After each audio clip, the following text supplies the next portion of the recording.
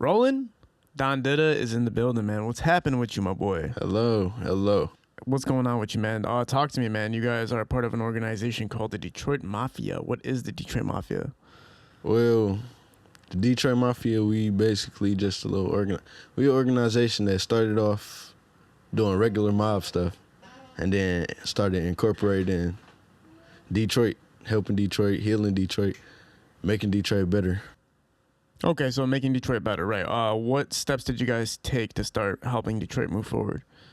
So first, when I first started our process, I made sure everything was legalized because without legality, all mafias have ended because of non-legal actions. Right. There's no mob out there who haven't been ended because of illegal actions. Right.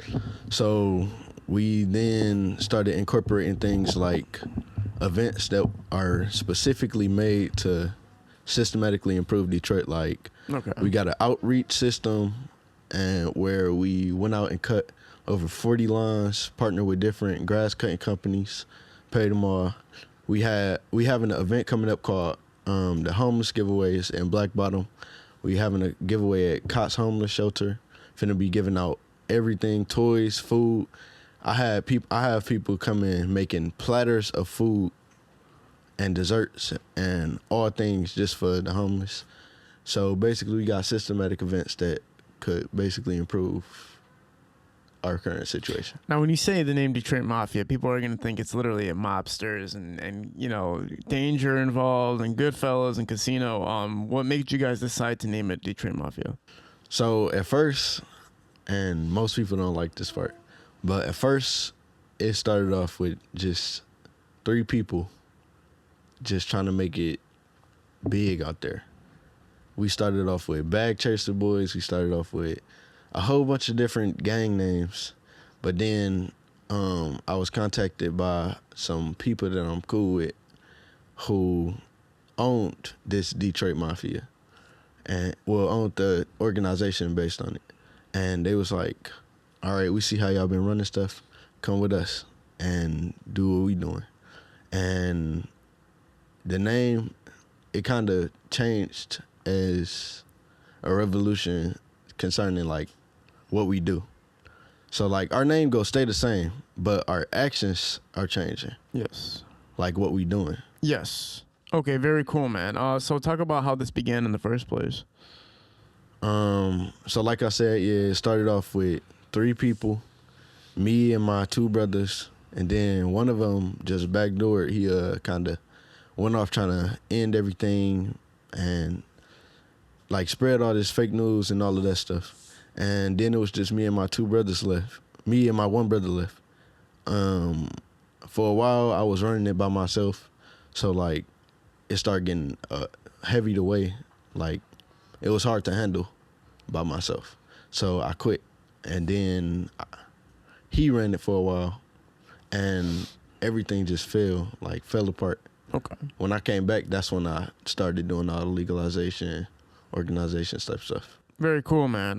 What are some milestones you guys have accomplished so far? What are some things you guys have done for the city so far that are notable to you?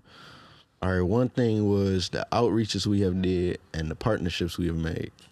So we have had like so many outreaches that it really brought us membership. And our network with our partnerships, New Era Detroit was on here. Beautiful. We have a partnership with them. We got a partnership with Black Bottom. We got a partnership with basically all the large region Detroit organizations. And those is our greatest milestones, the people we connected to. What have you guys collaborated on? What can you name something specifically that you guys have done? One of the programs or one of the events that you guys have like put together to, you know, again, help the city or be a part of the city. So we have had, this is our biggest event, that's why I keep naming it. Mm-hmm. But the outreach we did with the grass cutting 40 lines in one neighborhood. Yes. And on East 1. And we doing it in every big region of Detroit. Like, we finna do it in Black Bottom, we finna do it West Side areas, East 1, 7 Mile, all the big areas. We just finna start going to doing big outreaches, and the only reason I keep naming that one is No, because it's good, man. like, Yes. who cuts 40 lines? Yeah, right. No, it's awesome. But yeah, that's So how old are you, man? me. Yeah. 19. So you and Black Bottom are relatively young entrepreneurs, man. How do you guys get this mindset at such a young age? Look, I'm not gonna say I was raised different because I was raised like everybody else. It wasn't like nothing strict, but I'm in Detroit, man. But I was born different. Like, I'm humble, but I'm saying I was born different because coming up, like, I was already doing stuff different, like trying to have programs with the homeless at 8 years old. Like, I was already coming up trying to do things for the city, even though the city had took so many things. Like, it's crazy. Yes. So you coming up in Detroit, it's like you lived that life, but you just had a different vision for how you wanted to move your life forward, and you didn't want to be a part of all the, I guess, would you say, like, the downfalls of what happens to a lot of people that go after maybe a rap career or something like that, or getting involved in a dangerous lifestyle, or maybe, other things like that. Did you decide to go to school or anything like that, or for college or anything like that? Yeah, I was finna do, it's a program where you do all of your basic college courses and finish them all in 1 year. Oh, cool. And then you go to college, basically. That's what I'm doing. Oh, okay, cool. Right. Awesome. So it's like a pre-college or something like that. That's pretty cool, man. Yeah, man, talk a little bit about what you're seeing in the city right now. What is your perspective on Detroit? Do you feel like Detroit collectively is heading in the right direction as far as kind of revamping itself and helping to build more stable lifestyles for the people that live there? Yeah, so right now we are improving. Like, Detroit is improving greatly, but it's still a lot of people who do not want Detroit to improve. They like what they represent, like the gangs, the killing. They like being the top dangerous city. I've encountered a lot of people who like this, and they basically want that name. Like, yeah, we the most dangerous city out there. We the head honchos. We all that. So it's a lot of people who striving for Detroit not to improve, but it's also a lot of organizations out there that's reaching into Detroit to bring us back up. What do you think brings that mentality for somebody to want Detroit to be like one of the number one ranks,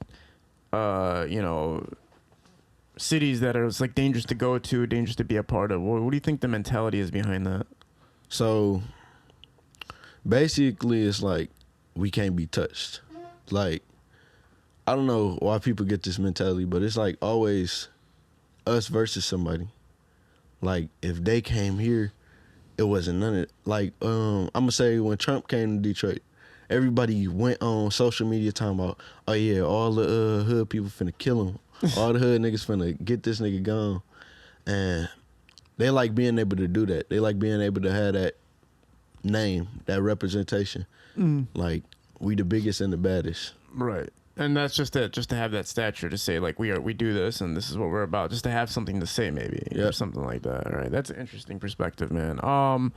So the people that you have organized with you, you guys obviously all have the same mindset about what needs to be accomplished and whatnot. Can you talk about the other members of the team? So we had at the least 3,000 members before. Wow. That was like a year ago though. Wow. But when I came back, like after leaving, everything became disorganized. So everybody was leaving. We still got around like 400 though. Cool. So everybody have an organized position in the mob where we say everybody can be used. Like, we got regular people in Detroit. They come to our events, help out, do all of that stuff. We got organizers. I got a counseling team, and even gangs play a part. Like, some gangs, they're really bad, but us coming from a bad state to a good state, we was able to see, like, anybody can do this. Like, even a gang. So even gangs, like, they start coming up and helping. The only way that people can improve Detroit is if people that are based in Detroit, like all of the thug people, come out from under their thug shells and become humble and start helping. Right. But you do got to look at the perspective that the lifestyle they live is generally for survival purposes. Like, you grew up in the trap, you grew up in the hood.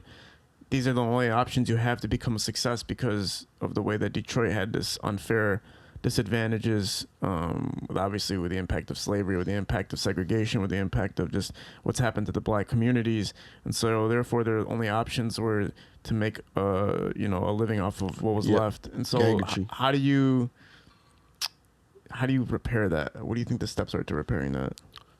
So look, right now, with all of our members, everybody know about the Detroit mob. But first mobs were created to do what? Protect community, right? Yes. And New Era not New Era, but it is another organization out doing this called community policing. Yes. So that's basically like creating a eustasis where even the community, the people inside the community can come out and be able to do as police do, but not, because it's more strict with how police do it. See what I'm saying? Like, everybody got somebody to call on. Like, that's basically what the thugs do. They got their gangs to call on, though. Like, ops pull up, who you calling? I know who. You calling your little gang? But yeah, so they got their people to call on. But what we trying to do right now is make us somebody we can call on. That's why we trying to spread throughout every community and create membership throughout every community, because not only you can't just call on your gang, because you go get indicted, everybody go get indicted. Everybody go either die or go to jail. That's the only way that thugs can leave in. Yes. And most of the time it's an escape. It is an escape. Like, I know a lot of gang people who just be in gangs to escape. Like, parenting, being able to have that name, being able to have the resources you got in the gang, it make you feel powerful. Exactly, right? Exactly. Like, if you're a young kid coming up, you're in middle school or high school, you could be getting picked on, or you could be just in a situation where you need help, and then the only person that you can look up to is somebody who's living that lifestyle that, might not be the safest lifestyle to live, but it gives you opportunity to build your own life, and maybe there's no other opportunity that you see besides that, so you join it. And then people can convince you, that it's the best opportunity for you is to join these gangs and be a part of this criminal lifestyle. But like you said, it ends up in like two different things. Either you're in jail or you're in a box at the end of the day. Talk a little bit about how you plan to build this from 300 people to, what do you expect? 1,000, 10,000 people? How do you plan to build it? All right, so we planning to have our exact amount of members back. We have 4,000. Now we have 400. Yeah. But the way we did that is because we had grouped communities joining. It wasn't just one by one people. It was grouped communities joining. And people spread through people. Like, one person tell two people tell four. Then a whole community came. Right. And so when you look at somebody like New Era Detroit, is that somebody to kind of look at their blueprint a little bit and kind of, not copy it, but kind of take that and say, okay, these are the steps to take to move forward? They gave us, like, a great transition. Like, props to New Era, man, because they gave us a great transition, like, from our events changing style a little bit to our outreaches changing style. They helped us a lot. For sure. Excellent. Now, with you guys' page, man, I did look at the social media page. I don't see it having too much traction at the moment. Obviously, this is part of the process in building that by doing interviews and being on podcasts to help promote it and build it up.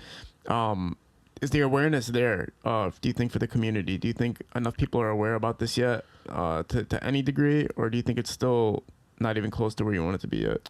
It's not even close to where I want it to be, but it's at my fault though, because when we was first coming up, how bad it was, everything had to stay underground. Like, it was just that bad. Like, and then we didn't just come public until, what, 2 months ago? Okay, so you guys are relatively new on social media. Yep. Okay, cool. Has there been any outside support that you guys have appreciated so far? Has there been anybody that's came to be a part of this so far that's helped build the brand? So, it's a lot of big companies out there, not in Detroit though. A lot of Detroit people and organizations have came. Cool. But like the lawners, the people who own buildings, we had them come. We had store owners even coming to ask about our resources, because we provide a lot for anybody who join. We got a large amount of resources in networking. Yeah. But it was a lot of companies coming outside of Detroit to, like, you know, put their input in and provide us with more resources. But most of we used to be only strictly Detroit resources, but, and I say this a lot, but only the hood can improve the hood. Yes. But you also got to have that extra help, that extra input, that extra knowledge, because it's other people who grew up differently than y'all, doing way better, way more improved. Yes. And it's a lot of organizations and companies that know the infrastructure to do these things. So Yes. we got to accept them resources, bro. Yeah, for sure. Yeah, man, and I agree with that. And I remember talking to New Era about, you know, only if Detroit is, to say, like, black owned, I guess you could say that, or if it's from within the city, that it gets restored, is the only way that it's success to him. Like, gentrification isn't a way. He doesn't consider gentrification success for Detroit. He wants it to be the people of Detroit that are accomplishing these goals of restoring Detroit, which I do agree with that perspective, but I do also agree with your perspective here a little bit too, as well as if there is outside help, let's take the outside help, because it's not going to work without it. So it's kind of like you have to take that sacrifice where it's a little bit of pride, Yeah. not to say too much, but it is a little bit of pride, which I totally understand that, but sometimes you got to, because it's like either you take that pride and, you know, things get better, or you don't take that pride and now you have to work triple, quadruple, 5 times as hard, and it might not even work. So I'd appreciate your honesty with how you're speaking about this. This is really cool to hear somebody you're young or this young that has this open mindset. Yeah. As far as what's going on right now in Detroit, as far as, you know, when you go on, say, Cheese TV, or if you go on, like, all these news platforms and stuff, you just see negative press about Detroit constantly. You rarely see positive press, and that's because negative press gets reactions, obviously, right? Do you ever see it?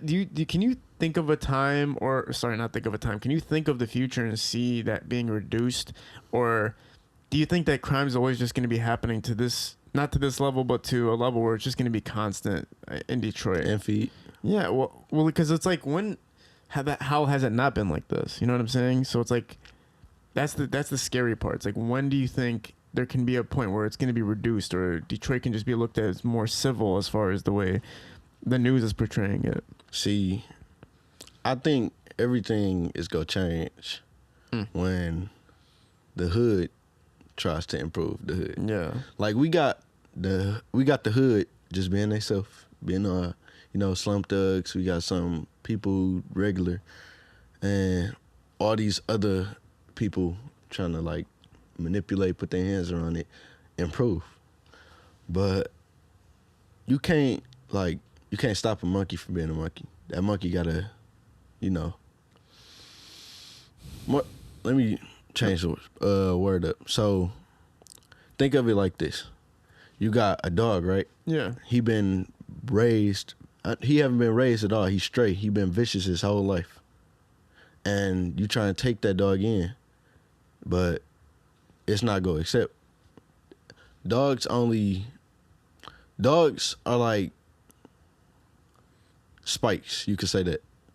Like, if you take a spike from when it's being made, you can basically smooth it up and all of this other stuff to make it less dangerous. But a spike that's cold or like old, hard, and formed, touch it and you pricked. Yeah. Because if you're born in this lifestyle, then changing the lifestyle is going to be hard. I mean, if you've been ingrained into the system for the past 50, 60, 70 years, it's going to be hard to change it. So you have like a big task ahead of you as far as becoming part, giving awareness to this organization and making the organization become effective. Because even New Era Detroit, with all the success that they have, there's still so much that needs to be done. And it just can't be done by one organization or two or three or four or five. It's going to take, like you said, the hood to change the hood and the communities to change it. But it's like you guys are the voice of reason, and you guys are taking action to help make these changes possible and giving an opportunity for people to help and be involved with it.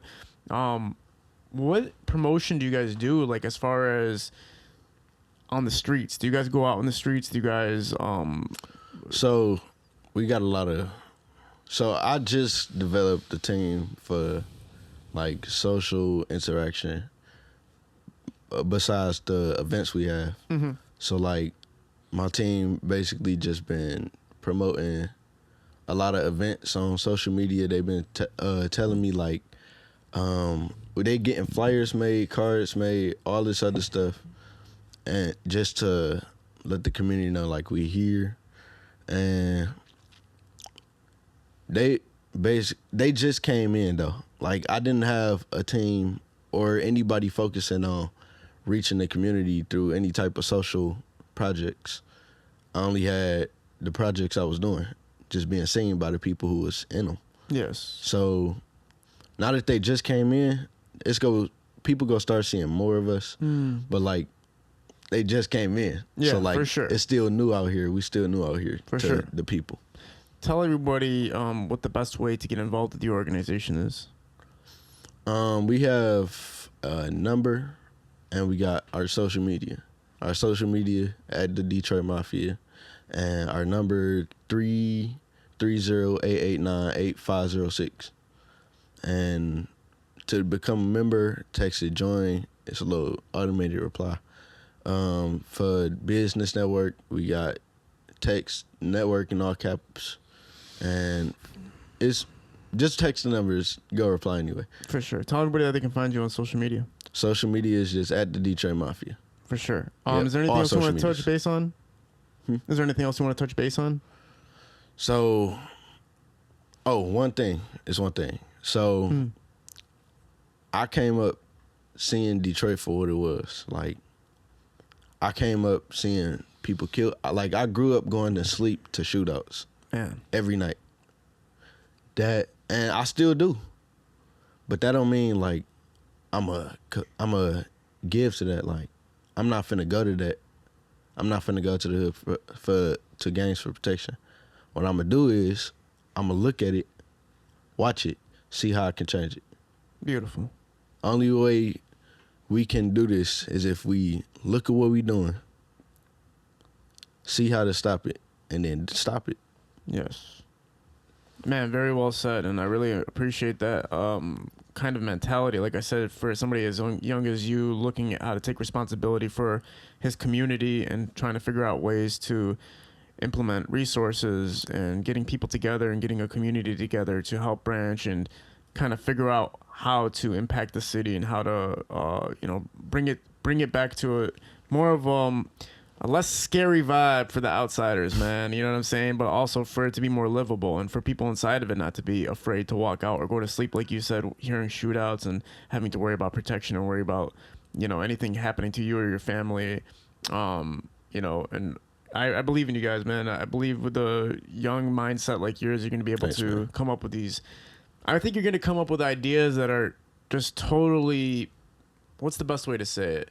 Innovative. I think you're going to be very innovative with what you do, and I think you're going to be very strategic in what you do, because a lot of people that are doing the things that you're doing right now, they're the older you get, I think, the older your mentality might be about how to handle a situation. So it might take a person who's in the schools with the kids that are of the next generation and seeing what's happening directly for why this is going to turn the way it's going to turn in the next 10 years. So you're in a good place to start making these decisions and moving things forward. I appreciate you again, man. Everybody go check out Detroit Mafia.